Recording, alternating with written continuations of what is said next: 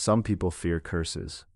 Others fear the moment the universe finally starts keeping accurate records. This is Whisper Loop. If you want more stories about bargains that wear the mask of self-improvement, tap like, subscribe, and comment the most suspicious good luck you've ever received.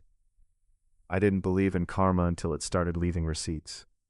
It began in the most ordinary way, a week that refused to stop being bad. My scooter broke down twice. My phone screen shattered.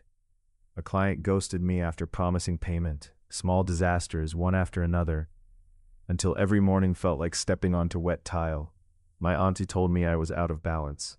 She said it the way people say you're low on iron. Practical, not mystical. Go make merit, she advised. Do something good where nobody sees. Let the world breathe again. I wanted to laugh. Instead, I was tired enough to try anything that sounded simple. So I followed her list. Donate food, help a stranger, return what isn't yours. And this was her strangest instruction. Never accept thanks. Just do it and go, she said. If you accept gratitude, you take the payment. The next morning, I bought extra buns and left them at the community fridge. No photo, no post, no proof. When I reached home, I found a thin strip of paper in my pocket, a receipt, but I hadn't bought anything small enough to generate that slip, and the print on it was too faint, like it had been exposed to heat. It read, item hunger, paid 1, no currency, no shop name, just that. I threw it away. That night I slept better than I had in weeks. I told myself my auntie was right. Then it happened again. I helped an old man carry groceries up 2 flights of stairs. I kept my eyes on the steps, kept it quick, refused his attempt to press coins into my hand. At home, another receipt waited, this time in my wallet. Item, weight, paid 1. A cold sensation crawled along my spine. It didn't feel like blessing. It felt like accounting. I started noticing patterns. Each time I made merit, my bad luck eased, just a little. The scooter started on the first try. A delayed payment finally came in. The air around my life felt less hostile. And each time a receipt appeared. Item tears, paid 1. Item shame, paid 1. The words got more personal, more intimate, like whoever printed them had been watching the inside of my chest. I stopped throwing them away, not because I wanted them, because they always came back. A crumpled slip would reappear clean under my pillow. A torn one would show up repaired in my pocket. Like the universe didn't appreciate my refusal to keep records. On the 7th day, I found a receipt that made my stomach drop. Item breath, paid 1. I hadn't done anything that day. Not a donation, not a kindness, not even a polite gesture. So what had been paid? I stood in a convenience store aisle under buzzing fluorescent lights. The shelves were stocked with things I didn't recognize. Canned laughter, bottled sleep, packets of second chances with warning labels. At the cashier counter stood a figure in a plain uniform. No face, just the shape of a worker behind a plastic screen.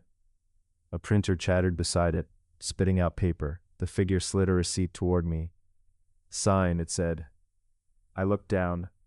The receipt listed items I'd never offered. Item, forgiveness, paid 1. Item, years, paid 3. Item, name, paid 1. My hands trembled. I didn't agree to this, I whispered. The faceless cashier tilted its head, slow. You accepted the system, it said. I did good things, I protested. The figure tapped the receipt with a fingernail that sounded like a stapler. Good is a method, it replied, not a boundary. I woke with my chest tight as if someone had practiced holding my breath without my permission. In the morning, my phone showed 3 missed calls, from my auntie. When I called back, she answered immediately, voice urgent. Stop, she said. Stop doing it. Something has noticed you. My mouth went dry. Notice me how?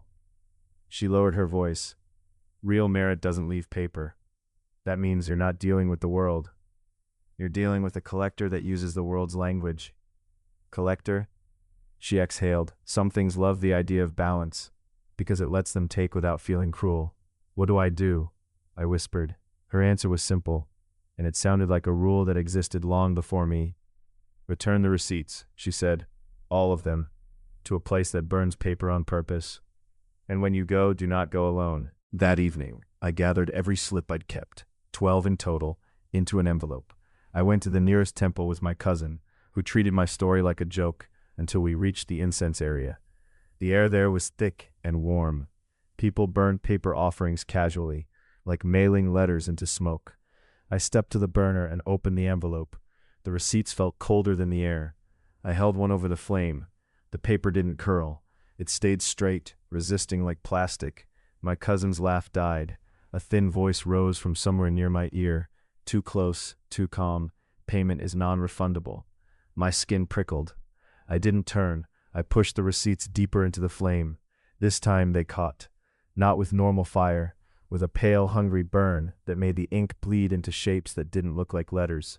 The temple bell chimed once, and the air suddenly felt as if it had been holding something back. My cousin grabbed my sleeve. "Let's go," he whispered. We left quickly. Outside, the street felt loud and alive again. That night, I slept without dreaming of cashiers. The next day, my luck didn't become perfect, but it became mine. No more receipts, no more items I didn't remember paying. Still, sometimes when a week turns bad, and someone tells me to make merit, I feel my wallet grow heavy in my pocket, as if paper is already waiting, and I remember the faceless cashier's line, "Good is a method, not a boundary." If you're listening right now, do me a favor. Check your pockets. If you find a receipt you don't recognize, don't keep it, and don't let anyone convince you that suffering is just payment due. Like, subscribe, and stay with Whisperloop.